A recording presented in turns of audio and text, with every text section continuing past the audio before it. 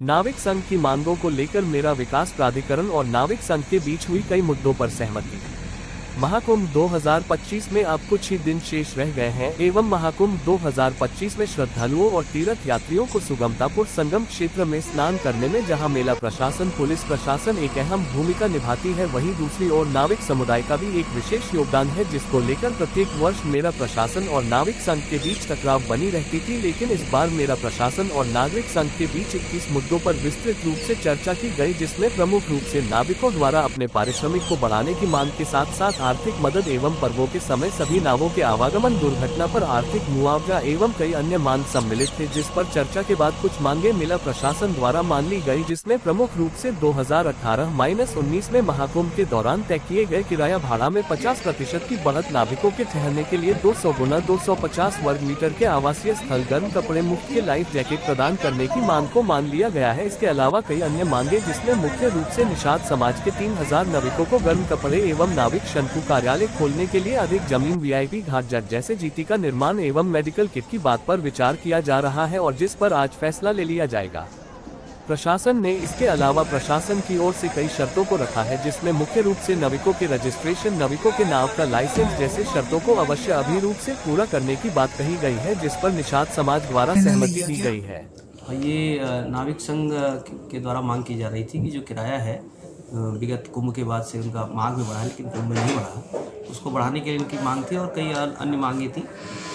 उसको लेकर के नाविक संघ के अध्यक्ष जी और उनके जो पदाधिकारी हैं अन्य जो नाविक भाई हैं, उनके साथ एक विस्तृत मीटिंग हुई है मेलाधिकारी महोदय की, जिसमें ये निर्णय लिया गया है कि उनका किराया जो है वो 50% इन्हांस किया जाएगा। इसके अलावा उनकी और क्या क्या मांगे मानी गई? उनको हम लोगों ने भी कुछ उनसे मांगे रखी हैं, उन्होंने भी कुछ मांग रखी है। हम लोगों ने ये कहा कि भाई आप लोग लाइफ जैकेट्स अनिवार्य रूप से पहनेंगे, जो हम लोग उपलब्ध कराना है उनको CSR के माध्यम से। इसके अतिरिक्त जो उनकी प्रॉपर ट्रेनिंग हो रही है, किस तरह से पब्लिक आए तो बिहेवियरल चेंज कैसा रहेगा पब्लिक से क्या, क्योंकि मेले के सबसे महत्वपूर्ण घटकों में से वो एक है। सभी श्रद्धालुओं को संगम तक ले जाते हैं, वर्ष पर्यंत यहाँ रहते हैं, तो उनके जितनी भी जो लाभकारी कल्याणकारी योजनाएं हैं, बीमा की योजना है इनसे आच्छादित इनको किया जाएगा और पूरा सहयोग दिया जाने का इनको आश्वासन दिया गया। उनके तरफ से भी आश्वासन दिया गया कि हम लोग सब लोग मिलकर के एक भव्य कुंभ का आयोजन करेंगे। सर, नाविकों का सबसे बड़ी मांग रही है कि नहान वाले दिनों में उनको नाव चलाने की परमिशन दी जाए, ताकि तीर्थयात्रियों को और श्रद्धालुओं को स्नान कराने में सुविधा हो। इस पर मेला प्रशासन ने क्या कार्रवाई किया?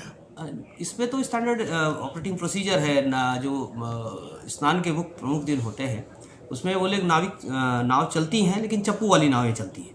मोटर बोट उस दिन प्रतिबंधित रहती है।